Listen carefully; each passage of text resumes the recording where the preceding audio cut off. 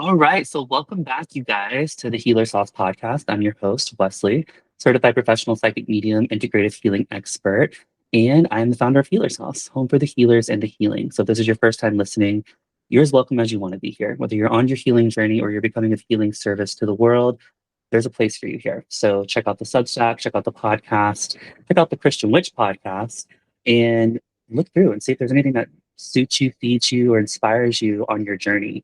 Today's episode, we are interviewing a lovely guest that I had the pleasure of meeting a couple years ago now, at an event we were both doing.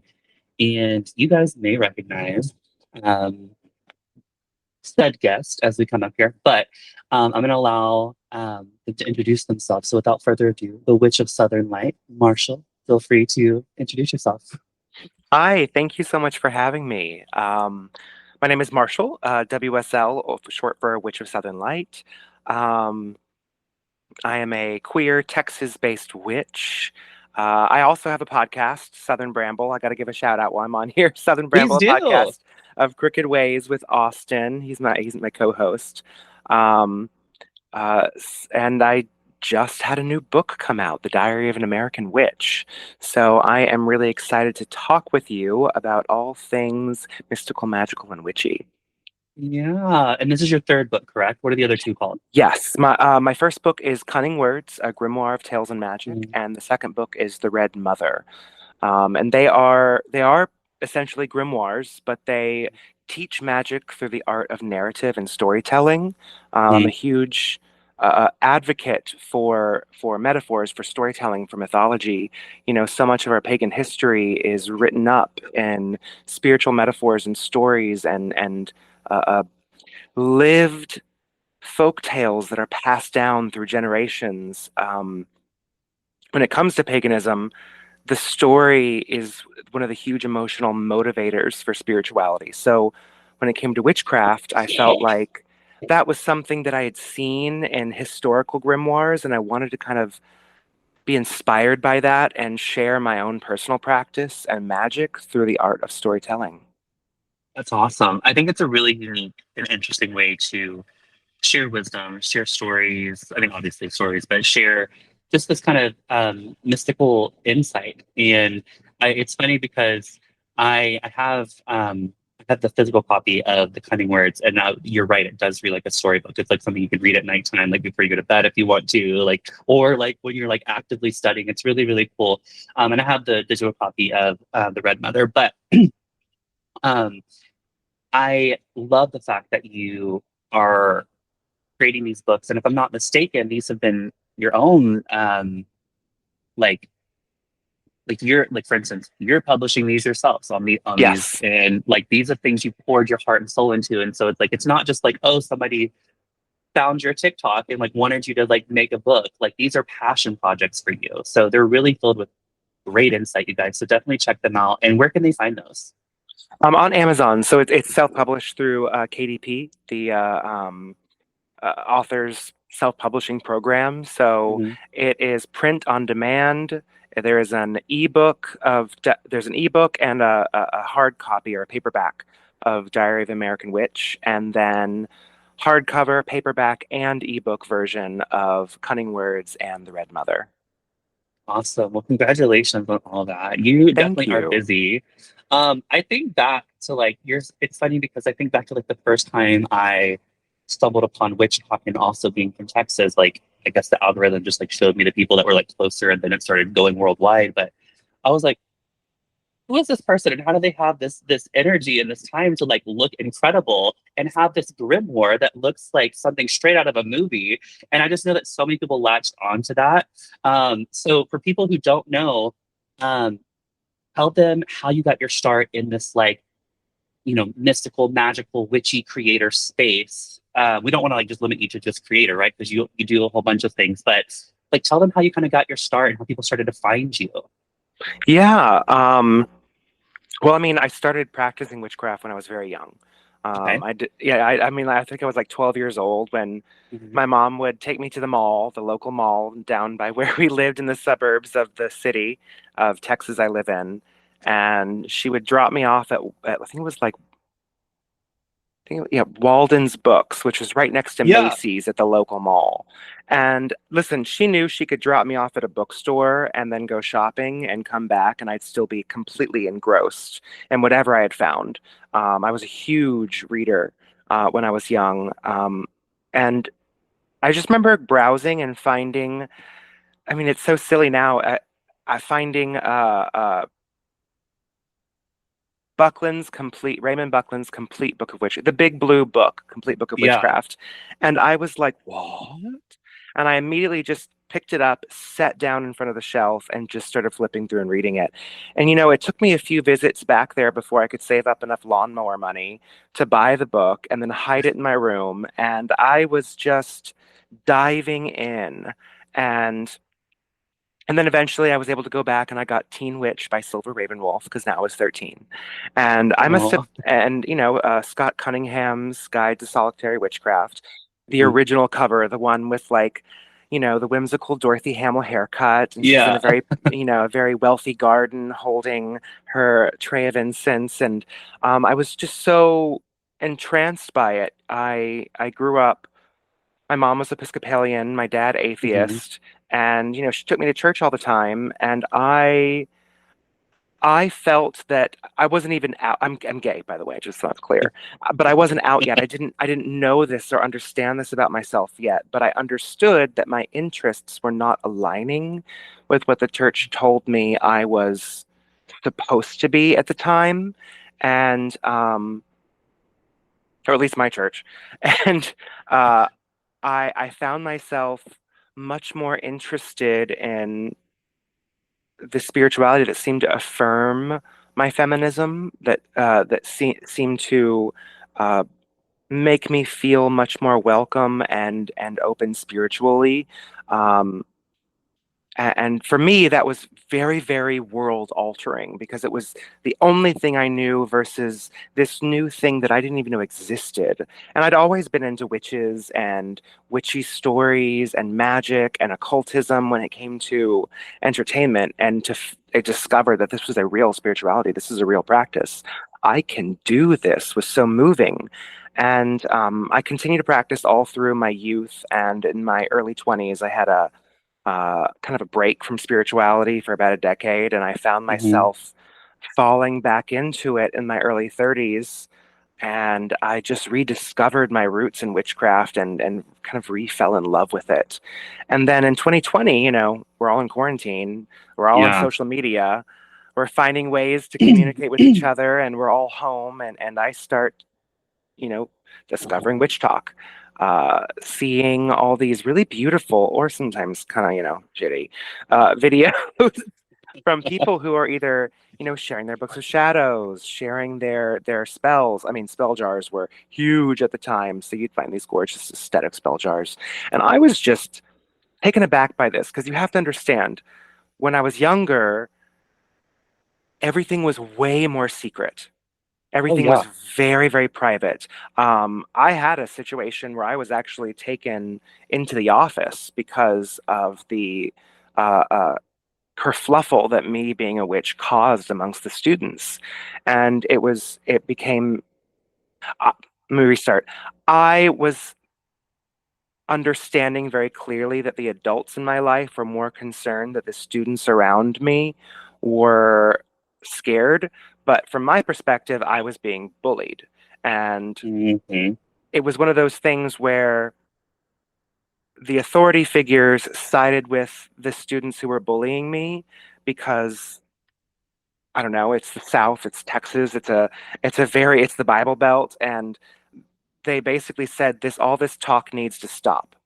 I don't want to hear any more about, and I'm quoting here because this is not what I would have said. I don't want to hear any more about witchcraft or voodoo dolls or any of these things that people have been saying about you. And I'm thinking in my mind, I'm a child. Like, how am I supposed to get them to stop talking about the thing that causes a spectacle? And funny enough, I actually did a freezer spell from from No way. Teen Witch by Silver Ravenwolf. And I just wrote my situation down on paper and I put it in a little plastic baggie. And then I put the baggie into a Tupperware with ice and water and then froze it. And they had threatened. They had said, if this doesn't stop, we're gonna have to call your parents, and that scared the crap out of me because I still was not out at home as a witch. So I was like, this has got to stop. Like, I've got to make this happen. And it did. They never called my parents. Talk died down. It was my first spell that I went, oh, it worked. It was, It worked.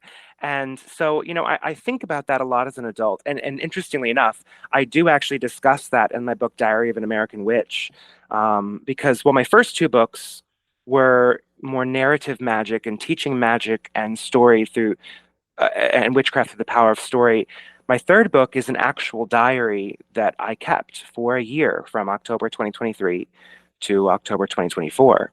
And it's 13 months of my life and experiences that I was having and spells that I was casting and moments in time that would remind me of memories that I would then document to share with the world. So it was very cathartic to write, sharing my story and how I ended up kind of being where I am now.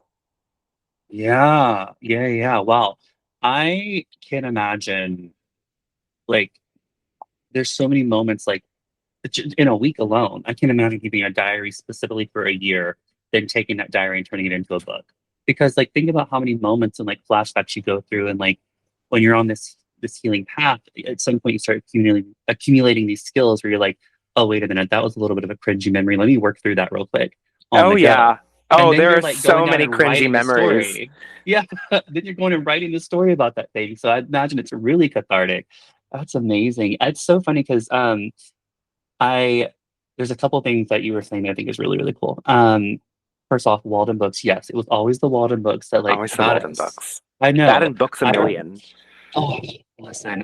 So we never had a Books a Million near me, but we had Walden Books, Borders, and Barnes and Noble.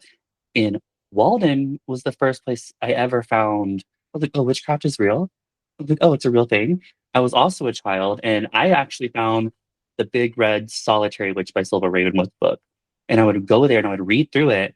And I did the energy ball exercise one day. I just fell upon it and I was like, like this is real. Like you could feel this like actual tangible like ball of energy in your hands. And I was like, I think through my whole life that stuck with me and let me know like the supernatural is real. And I also grew up in church where, and I'm thankful for some of the ministries I was a part of because they were light years ahead of some of the other nonsense going on. They still have their own strongholds and ideas that need to be broken, but they at least taught us like we're supernatural. We walk in power, like we can heal people, we can see into the spirit world, we can interact with the spirit of God. He's not hateful, he's loving, that kind of a thing.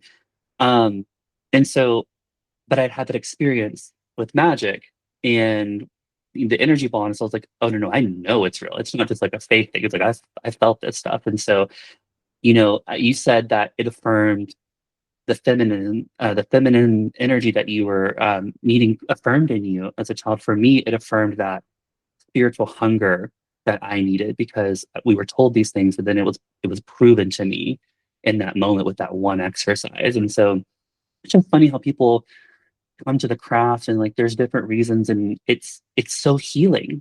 Like it really does heal different parts of us in different ways. I mean, in that time and space, like I know we're not too separate or too different in age here, but like for me, like the only things that could feed my spirit outside of like, you know, trying to get something from church is things like Charmed and Buffy and Harry Potter and like, those things that like are dramatic and not super on point, but like they still fed that spiritual hunger within me. And I also, really related to the idea of like also being gay. Like this is a world where people who are different and gifted and, made fun of or secluded or this kids at school think they're weird. This whole world provides us with not only healing for that, but for support, empowerment in a way that's not dominating, in a way that's not hateful. And I think it's just so cool that you like. I think back to your freezer spell, and I'm just like, that is such like a like storybook moment. Like literally, I hope it's in the book. I It think you said is. it was okay. I was It definitely is. that is Well, and so perfect. it's not just healing, but it's also a sense of agency. When I was young, I felt very much like I didn't have my own agency. And I was a kid, so there is a level of understanding to that as an adult now looking back. Yeah. But at the same time, I was like all gay people, we're dropped into this world of patriarchy where there are very Mm, specific norms that we are expected to follow. There's very specific things that we're supposed to exhibit. Um, I mean, my voice alone was one of mm-hmm. those things that I can't control my voice. That's my voice. And it was one of those Yeah. things that I always hated when I was young because I felt like it took away my sense of agency. Not agency, it took away my sense of being able to um, fit in's not the right word. I remember when puberty hit, just being like, I can't wait for my voice to drop. I can't wait for my voice to drop. Always answering the phone and them assuming, hello, Mrs. Last name. Yeah. And it always infuriated me as a kid because, you know, that was the thing that my entire community pointed out was wrong with me. And even the stranger who hadn't it wasn't even face to face with me, just listening to my voice. Um, I know that the stranger probably a telecall like a what is it called? Yeah. Like a telemarketer calling and asking for, Hmm. my mom or thinking that I'm the lady of the house. I know they're not trying to bully me, but even that was one of those things that seemed to be taken from me, my own sense of being a boy. And and so finding witchcraft when I was young felt like this explosion of I don't have to change this. I don't Yeah. have to follow these norms that were set for me by society and patriarchy. I can like Barbies and play with them. I can like Yeah. glitter. I can grow out my hair. Like it gave me this sense of my own personal self-determination so much more than the parameters that I think were set out for me or for Hmm. all men, if you will, which honestly can just be so toxic. Oh, totally. I mean, we look at our current day and we're like, there's still so many problems, but even just 10 years ago, it was worse.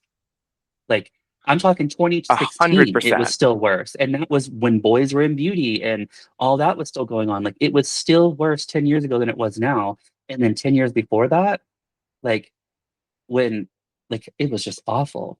Um, yeah, it was just crazy. Oh, I think you froze. So we are going to give this a second and make sure that we are still connected.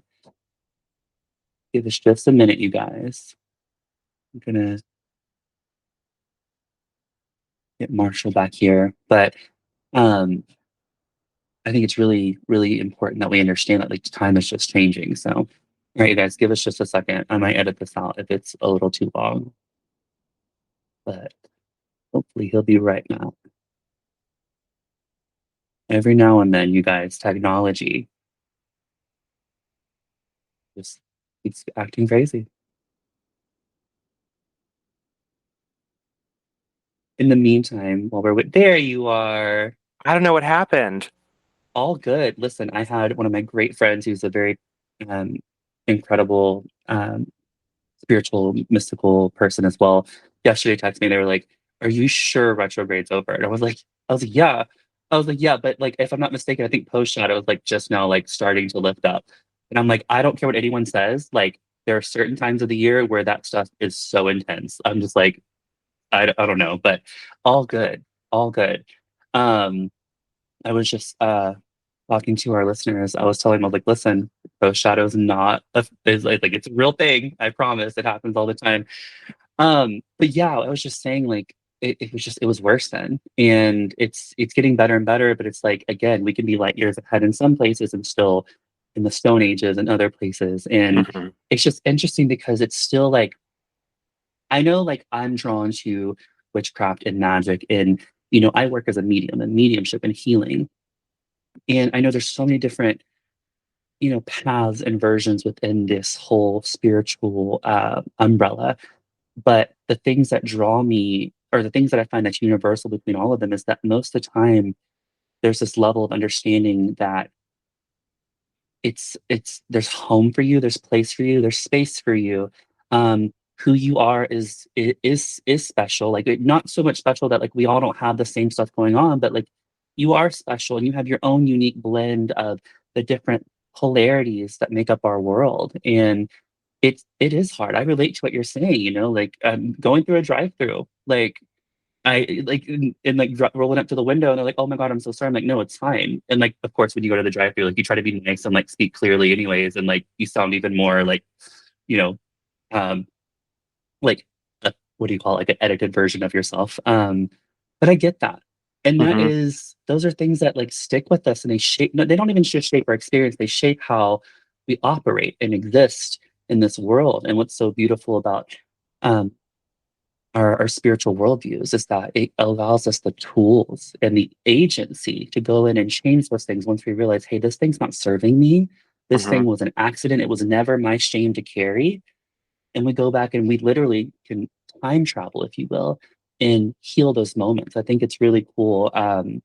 So, anyways, I'm just rambling here, but No, no, 100%. I was just thinking like, because even now and again, when I go through a drive-through or I answer the phone and they don't realize right away, they might say "ma'am" or "miss," and the thing mhm, is, it doesn't faze me whatsoever. yeah, Like it doesn't bother me. Let's just move on. I don't correct because it doesn't matter. yeah, exactly. It doesn't matter whatsoever. I'm not offended by it. It doesn't have that same feeling I had when I was younger because I was able to heal that part of myself. Mhm, And if someone mistakes me for a woman without seeing me, great. Women are great. I lo like, what's the yeah. problem with that? No, I It's one know. of It's the, such an inspiring. it's kind of, it reminds me of, it was one of those things where it's like when when you assume someone is gay and they're like, "Oh, I'm not gay, but I don't have a problem. I don't have a problem with gays." And you're Yeah. just like, but and then I have a friend. He's straight, and people actually he's a little bit more on the effeminate side, and people confuse him for being gay all the time, and he doesn't even bother correcting them because again, Yeah. who cares? Yeah. And we see more and more of that Yeah, these days. It's like the there's fluidity is dudes out beautiful. there literally saying, "I wish I was gay." Like it's so interesting nowadays how like the tables have turned. Um, I we were talking about like it not even bothering us anymore, and it's just like that also shows us the power of like transformation that comes from this this awareness, this empowerment, and this agency that's returned through claiming our power, through our faith, our spirituality. And the reason I keep saying that word spirituality is because, like, obviously, I know, like, we're talking about magic today. We're talking about the different levels that go into that. But there's people out here who maybe they're practicing Buddhism, maybe they're shamanic practitioners. I just want you guys all to know that this is universal. This thread that runs through all of this is universal for you. So you guys can take it. I wanted to ask, as you mentioned, one of my favorite topics, a book of shadows. Like, I don't know if it's like the practical magic and like the Hallowell in me that just wants a giant book of shadows, and I have one somewhere. I just refuse to mess it up, so there's nothing in it. But anyway, but like one of the things that again, like it was like our introduction to The Witch of Southern Light were these aesthetic videos of this book and you like flipping through and like running your hand down it. Like that is so like it feeds our spirit in the same way those other pieces of content did. Was But it the like, big book? yeah, I think I but have like, that one right here. yes, that thing. How long did it take you to make that? Um, That's crazy how big that is. Oh my goodness. so it was actually a book that I got on Etsy from I actually still, I believe, have the link on the link tree of all my bios. It's at the very bottom, Oh, I believe.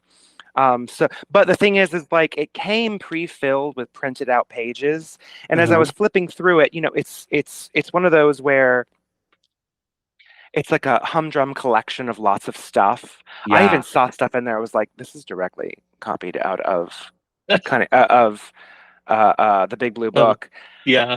because I remembered some of the pages myself. They stick with you since childhood. And I was like, I love the book, but I'm not really using what's written in here or what was pre-printed in here for me. Hmm. So I just started pasting over it. I bought a bunch of scrapbooking supplies and I would print things off and I would write them down and I just started slowly making it my project. I brought like a table out into the living room that was just Uh-huh. covered in scrap paper and double-sided tape and scissors and markers and Yeah. pens. And I became obsessed with like gold and silver gel pens. Those are my Oh my favorites. God. I I love them love so that. much on black paper. Ugh, So yes. aesthetic and gorgeous. But I too, I grew up with Charmed every Wednesday night, right? Right after either after or before Popular on the WB back before it was Yeah, it CW. was the WB. Yeah. And I was obsessed with these beautiful books of magic. And then of course Practical Magic with the big Hmm. enfolded double-sided book, which Yeah. just I mean, it spoke to me in the most aesthetically witchy way, and I was obsessed. So it became a, um, a very cathartic's not the right word, a very fulfilling art project for me to create my own. And the thing is like that was the first one I started creating, and Uh-huh. there are so many. There's so many aspects of it that like I do. This is not my practice anymore. This is not Yeah. my. These are not my spells anymore. Like I did these Yeah. so long ago, it feels like that I have refined it.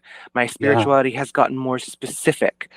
It started off very universal and it became much more traditional based, Hmm. traditional witchcraft or tradcraft, and folkloric magic. So the spirits I was working with started to shift and take form. Um, the way in which I thought about how magic entered the world, the way in which I Yeah. believed I was making spiritual contacts and connections shifted as I was practicing, as I was fine tuning my craft. And then so actually again, because this is my desk, so now I do all my art projects at my desk. So I then love that. this was my second one. It was actually a little repurposed journal that I got at a local farmer's market. There was this one stall where this woman took old books that were going to get thrown out, and she would not rebind them, but take all the middle out and put in things like scrapbooking style journals or junk journal styles. And this one was really cool because all the pages were intact, but I just started, pasting over them with all my uh, That's scrapbooking beautiful. material, and I also wanted it like clearly printed, so I started Yeah. typing it out in bold, larger font. So it became what I consider my spell book. Like, this is my Yeah. ritual, these are my spells. It's not about exploring ideas or writing my day-to-day things. Yeah. It's the magic, just the magic itself. So that was what I really wanted to fine tune this book with. And also, it's smaller and more travel friendly because the Dude, big one, literally. it's not travel friendly at all, and it's heavy as f. I'm not sure if we can swear on here. No, you can totally swear on here. Okay, No, no, no. great. It's heavy as We, fuck. yeah, exactly. No, that's one of our favorite words. I, I relate to that so much about getting a smaller book. Like, I literally just picked up one of these that Hmm. has like, it looks like blank pages, but it has like the dots that are really fine, so I can like write in a straight line. Oh my Um, gosh, I can't write in a straight line on a blank page to save my life. Oh, well, life hack, like the little dots, Yeah, like if they're not like super prominent, like looking like a marker, like was planted on there, like it literally you can't even see them. And like all you see is like the words. So it's like, and like I get in there and like for me, it's almost like art and a cathartic. So it's like, oh, look at you, you already got it. I love it. I know. I have Yep. one of these because I got the black pages because I love my gel pens. I know. I love a gel pen too. I actually have Um, I'm sure you know this, but they have like white pens and white pen, like chalk pens as well that go Hmm. great on black paper. Anyways, back to the Book of Shadows. I was just geeking out and like showing my buddy Marshall here, the Book of Shadows. Um, I love a Book of Shadows too for the same reasons. Like it's cathartic. It's almost like I tell my friends I'm like I'm gonna go color, but they know I'm like working on my Book of Shadows. They're like, okay, mm, my notes and whatnot. And I have a big book and like a spring post binder that all my notes over the last like 13 years like are in. And I'm just like, I want to take them, like make them prettier, or at least just like put them on blank paper or make a photocopy so it doesn't like fade. Um, and then I'm gonna have like this big working book, and then I'm gonna turn this into like what you just said, like the book of like where the spells and the rituals and the magic are. And maybe I'll have like a handful of correspondence charts to flip to easy. But I'm not doing the whole like this is what magic is. Let's debate it. Let's learn basic skills. Like I wanted to have this grand book like 10 years ago where like people could find it and they could learn magic if they found it, but like no one's gonna do that. And I remember Right. watching like a podcast, or maybe it was just like a video from Thorn Mooney, where she was like, "No one's gonna stumble into the attic and find your Book of Shadows and like become the charmed ones." I was like, "You're so like you're right. Thank you. That just relieves so much pressure." Well, And I mean, my first one, it was very much like this is a page for the moon phases. This is a page yeah, for Imbolc. This is a page for Ostara. This is a page for a summer yeah, solstice. And the thing is like I know all of that. I don't need to know what the full moon is for. I don't need a whole yeah, page to remind me of what it's for. And so I just started like I'm just going to write the spells. It's going to be my yeah. personal grimoire, and that was a kind of a shift for me because I felt like sometimes in my first book a lot of the pages were more about the aesthetic and about the information and not about the Hmm. actual workings. And Yeah, so it felt like there are all these beautiful pages, but I haven't opened or cracked open to them once since I did them because yeah, I didn't need to. It wasn't it was something that was more like informational than yeah. procedural, and I preferred a book that was the procedural. Yes, I agree with that. Thank you so much for saying that because it's a great way to put that. And I think people listening, no matter where they're at on their journey, like they'll identify with that. They'll Yeah. get something from that. That's a great way to put that. And if you want to put all of the Sabbats of the Wheel of the Year in your book, please do it. I love it. I've seen some gorgeous ones. I don't want people to feel like I'm Absolutely. hating on it. That was just me. Because I also don't really No. celebrate the Wheel of the Wiccan Wheel of the Year. I Yeah. have my own personal wheel, and Yeah. most of my celebrations when it comes to the Wheel of the Year, because this is something I really want to touch on. It was created in a very specific location over in Yeah. England with a very specific climate and a very specific cycle of Mhm. weather patterns and harvest seasons. Now, when you bring that doesn't transfer for one, it doesn't transfer to the southern hemisphere Yeah. exactly at all. But when you just transfer to other parts of the world, I don't have the same climate. I don't Yeah. have the same harvest seasons. I don't even have the same plant life. So when you're telling me that, like, oh, this is, you know, the last harvest season or the beginning of harvest, and I'm like, it is still the bit like the bitch of Yeah. summer. It is like these things aren't happening in the same way for me. So I started building my own personal will of the year based off of the place that I live in, the actual Yeah. celebrations that I go out and participate in. So like in my diary, I talk about that. Like tomorrow is Easter, and we always go to Easter in the park, and we all gather. The am I celebrating the rising return of Christ? No. I'm happy to wish everyone who is celebrating that a happy Easter. Mine's more about the festival. It's about the Yeah. gathering of all my loved ones who like to celebrate that this time of year, which is what I probably celebrate more than, say, the spring equinox, which Yeah. is a more celestial day. Me Yeah. and my friends aren't getting together for this specific holiday. It's more of a marker of time, but the celebration is more Easter because that is the community I live in.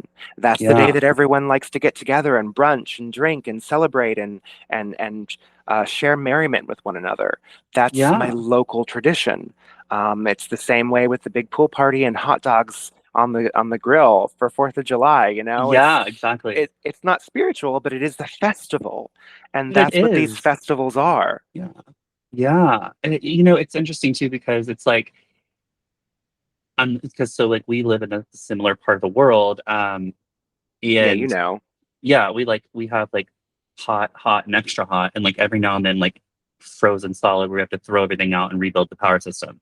Yeah. Um, but like it's funny because you're right, and I've started noticing as well. Like I tend to celebrate like the themes and like the energetic tides, so to speak. I'm someone so hyper spiritual when I say that. I start to feel the No, difference in things energetic tides shifting. is a great description Yeah, because like I that's start what feeling your the shift. community, that's what your folk are Yes. celebrating. Yeah.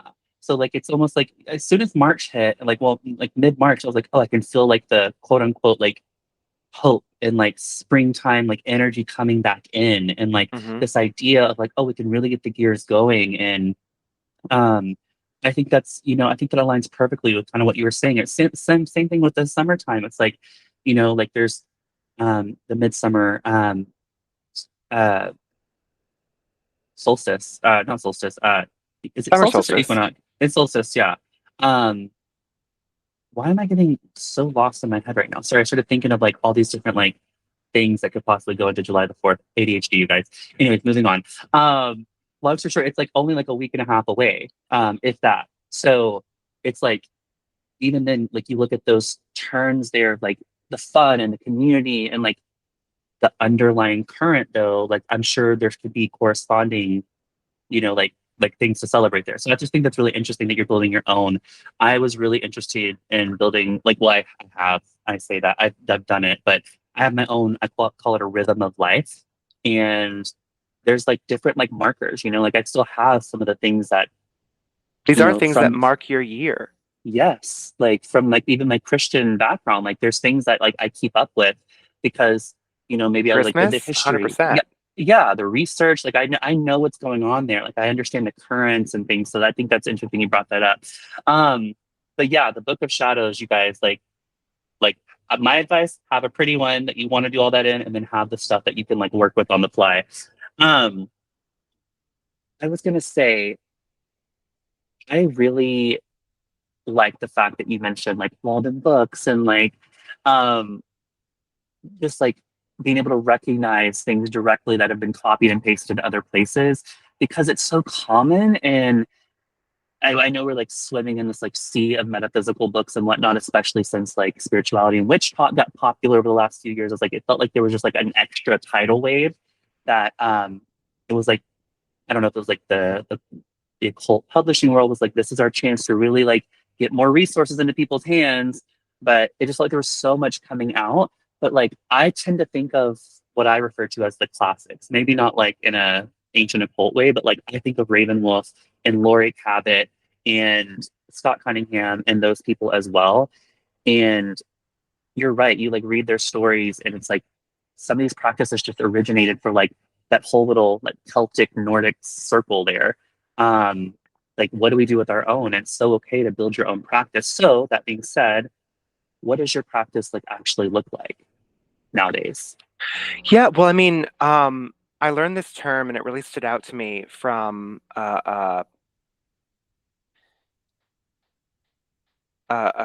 Southern Cunning and the author who I became friends with a while back. And bioregionalism became a really big part of what it means to be a witch for myself. Mm-hmm. Bioregionalism meaning I am working with the land that I live on, Mm-hmm. not some idea that exists thousands of miles away. Now, that's my personal take.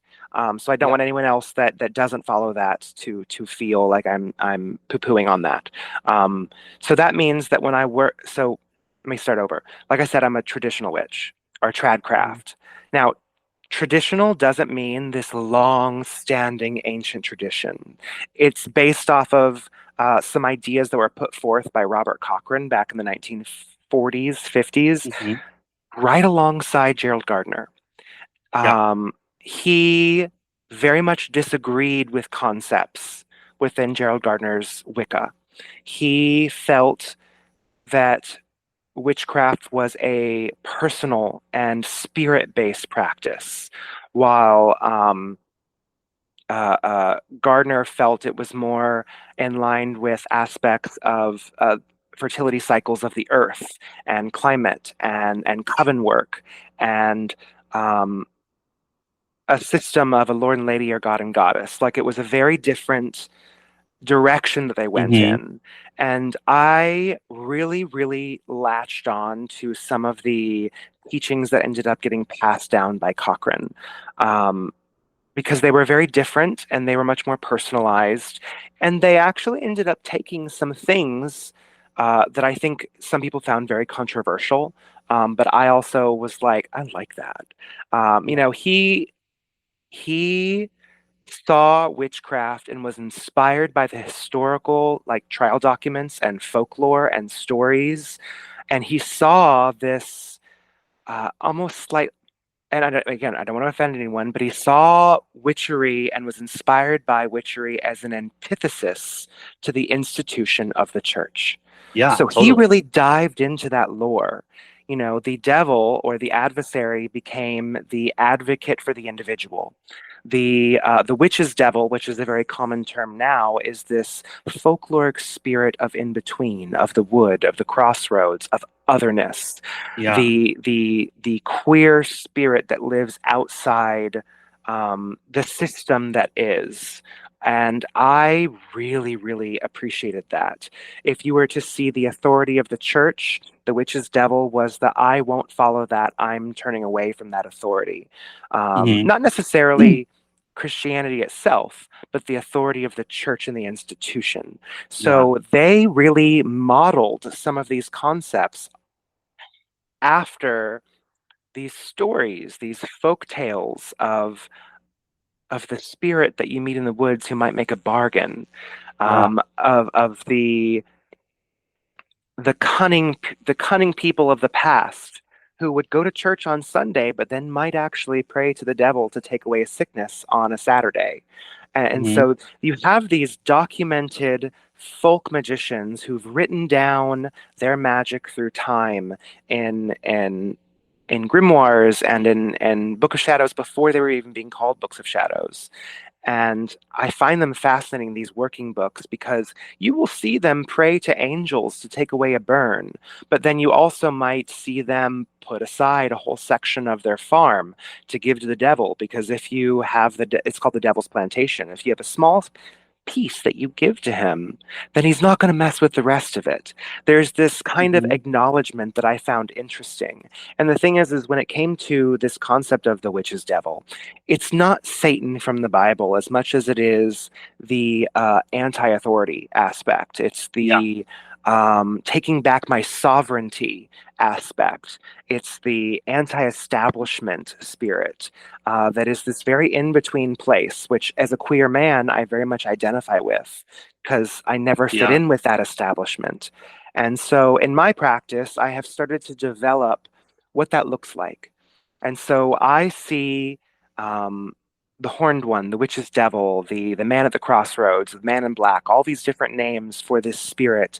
I see them very much as the physical aspect of nature, of the world, of magic. They're Hmm. the herbs that we use, the physical crossroads we go stand at, the cauldron, the cup, the things we can touch. Those are all the physical aspects of magic and of that spirit.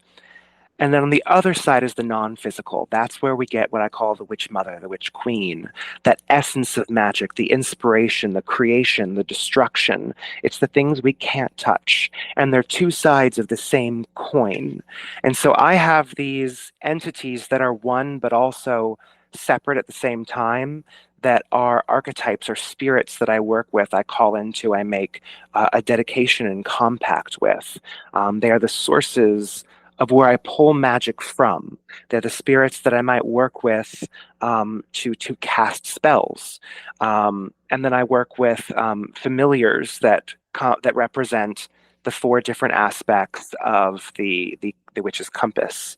I was very inspired by Gemma Gary's book, Traditional Witchcraft, a book of Cornish ways, where she talks Yeah. about um, the serpent of fire in the Hmm. east and the hare of earth in the south, the toad of water in the west, and the crow of air in the north. And I was taken aback by this because the first thing I noticed was that's not the traditional elemental compass. You know, fire is Yeah. supposed to be in the south and air is supposed to be in the east. But the way she approached it was, again, very land based. The sun rises in the east, so it represents fire. Yeah. The south, the hair or earth is below our feet. It's literally below us. It is the south. Water is in the west. And actually, when this came up, I mean, she lives in Cornwall. So if you look at a map, water is literally in the To the west. west. And of course, if you're in America, we got water on both sides. So water is to the west. And when you talk about the western side of the United States, it is a west coast. So again, Hmm. I really feel that. And then, you know, the crow of air and the north above us. So Mm. that all to me became my personal witch's compass. And I might work with each of these spirits for different reasons and spells. Um, and yeah, that's the gist and basis of where Yeah, my craft is now. that's amazing. And you can really tell that like there's like when you have conversations like this with people, and maybe it's just maybe if you're not in this community, like it doesn't really apply. So for all of you listening, like pay attention as you're having conversations with different practitioners. What what Marshall was just saying without saying is that there's actually deep reverence in his practice. Like you can tell when he's talking, there's intelligence, there's experiential knowledge, and there's passion behind it. I think the way you just worded and explained your version of things is so beautiful. And I really appreciate the fact that you gave the insight of the witch's devil and things like that. Because those are things like I know, but I've spent 13 years studying these things, like Right. not everybody knows that kind of stuff. And it is important, here on the Healer Sauce podcast, and even on the Christian Witch podcast, like we debunk the myths, like the devil and Satan aren't the same things. They're, And Lucifer, there's, all these are all yeah, three different entities. yeah, exactly. And like, it's funny because even some of the things that, like, that antithesis of the institution, like, that figure would represent is actually things that you would really find in like the authentic character of God. Maybe not in the religious institution, but like these things that encourage you, empower you, and say, no, you can't kill each other. You have power. You're not stuck. Like claim it.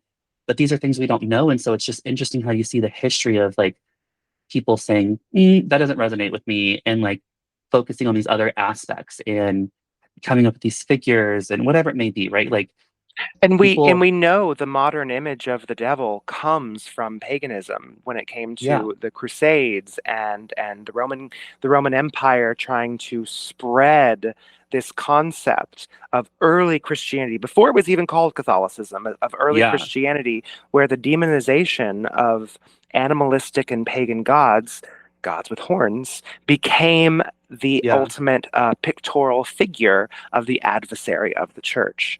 So yeah, it's very interesting when you take in the history, when you take in the folklore, when you take in the stories, and you start realizing the words that we use that have a modern connotation have a very twisted history. And if you don't know how they started in the first place, then when you say something like the witch's devil, and a person who doesn't know that might think, oh my God, you worship the devil. And I'm like, no, yeah, I worship no, I don't even worship, I work with a yeah, spirit who has been a stand-in and has been either maligned or drawn in a specific way, or being taught to the masses as the adversary, superimposed upon this caricature of Satan, yeah, which became Satan, which became yeah. the devil. And like when you know how some of these words evolved, devil initially didn't even mean like Bad the person, yeah, the, or bad the figure.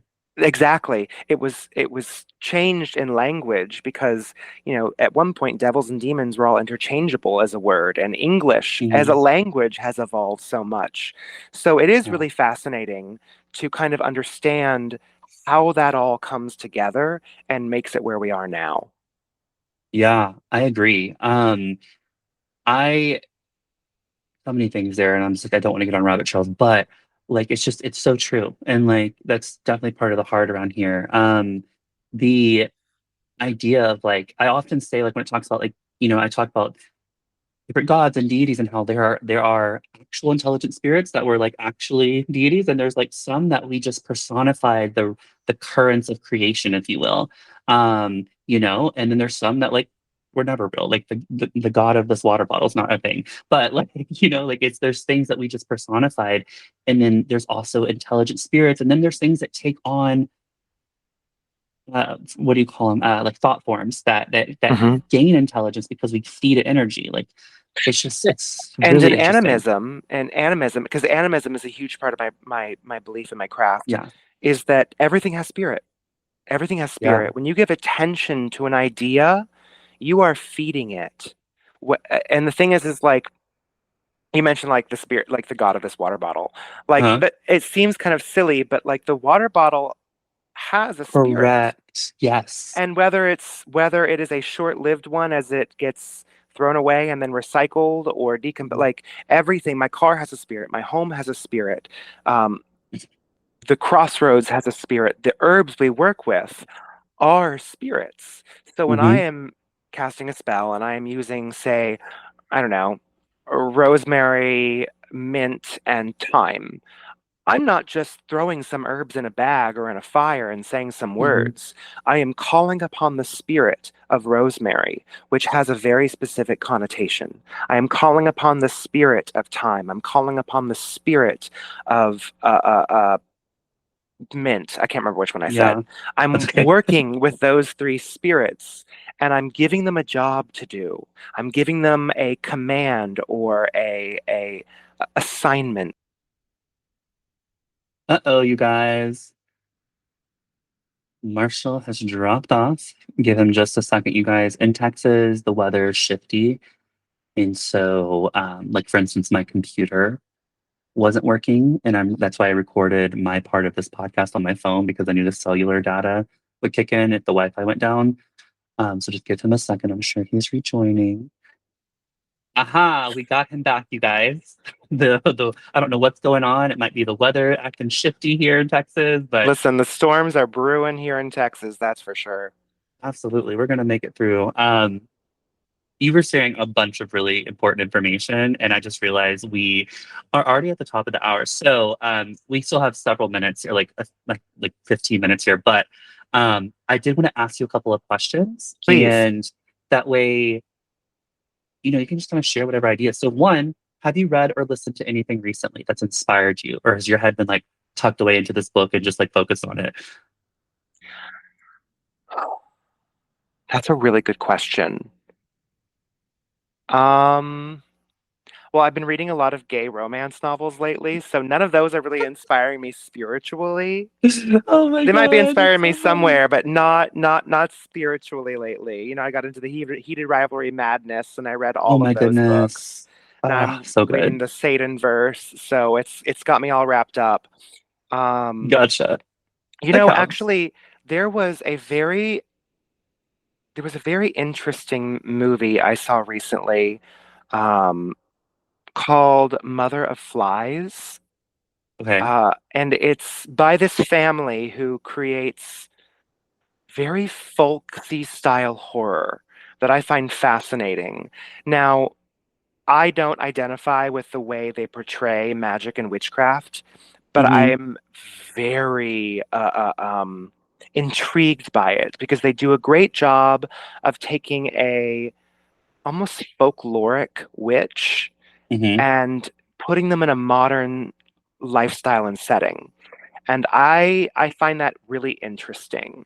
Um, Mother of Flies, I think there's one called uh, Hellbender, which was very interesting. And it's literally a family. It's a husband and wife and their daughter who do this.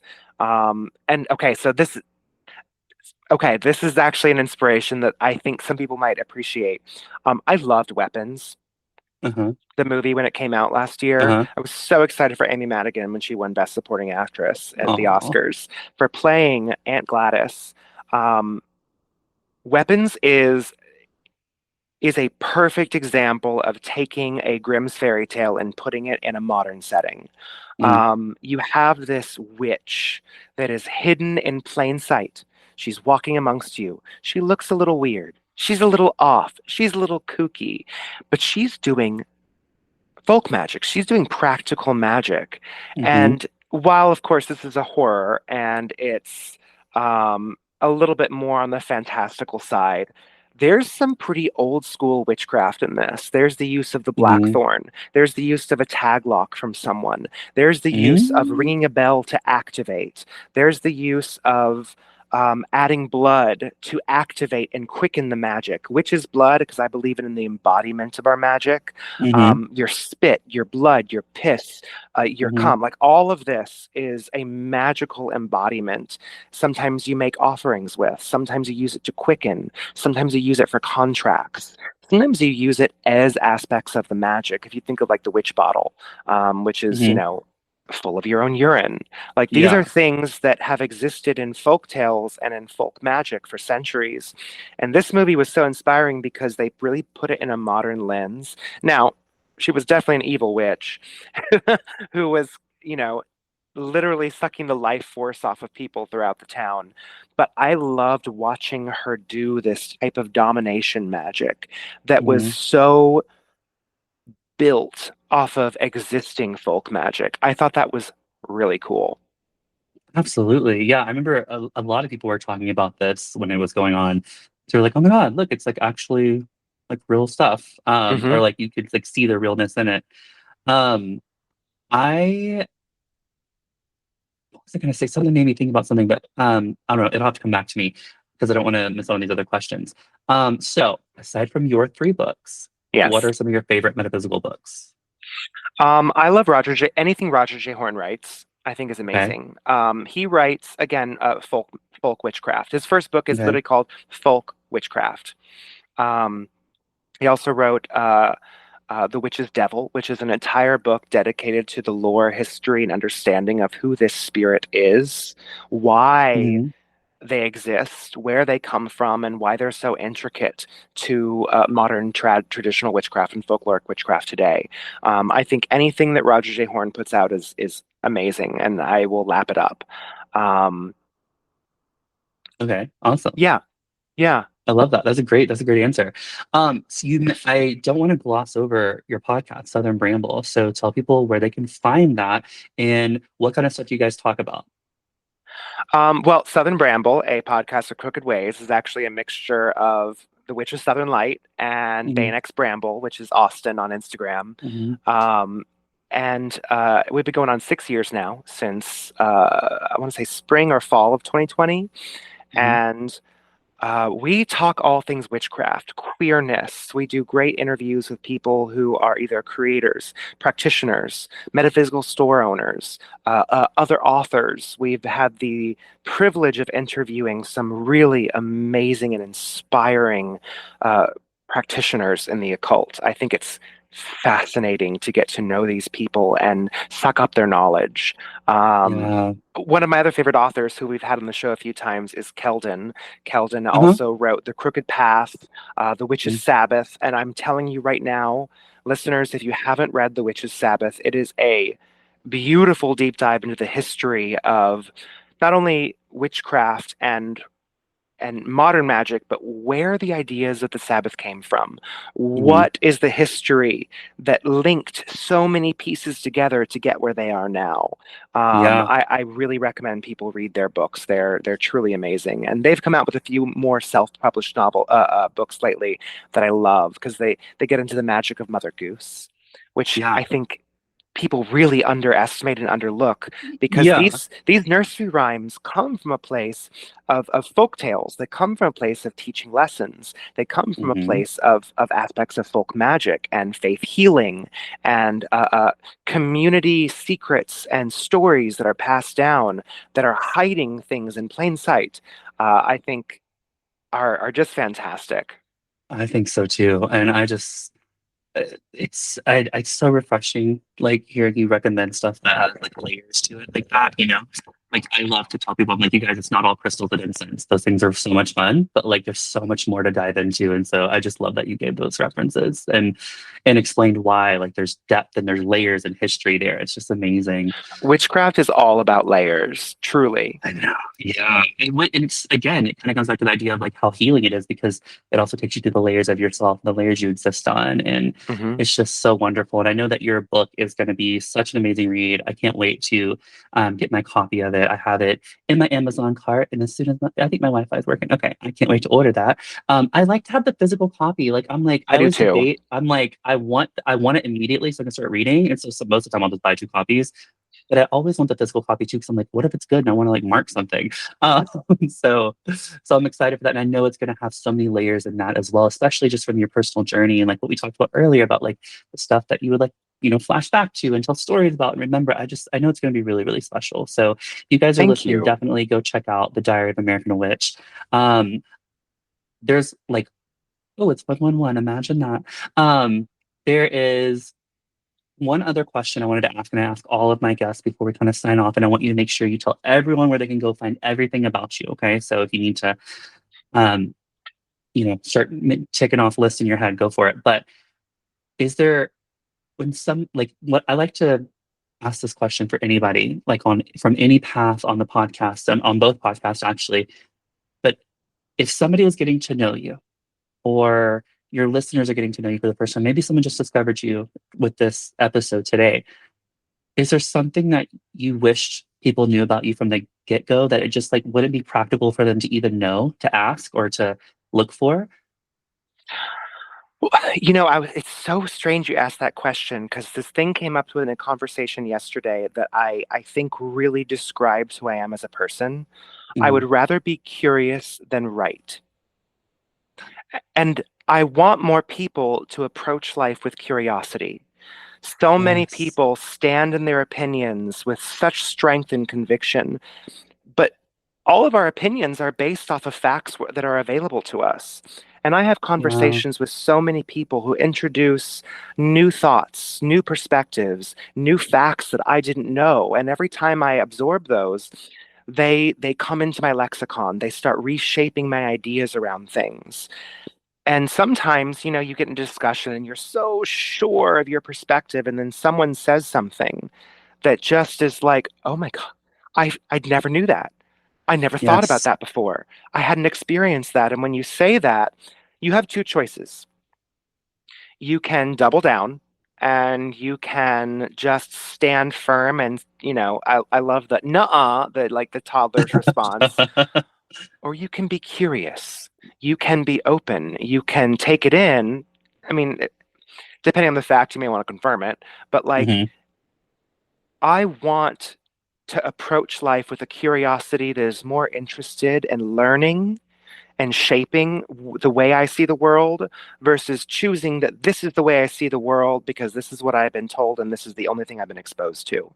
I Yeah. think if more people approach life like that, I think there'd be far less division. I think there'd be far more much more communication, and I think that the way that we as a society would thrive would be just so much more advantageous Yeah. for all of us. Absolutely. That is such a brilliant answer. And when you said that, I was like, I love that you said this because like I live this, I have this very similar vibe in life where it's like I'm more concerned with the truth than I am about being right.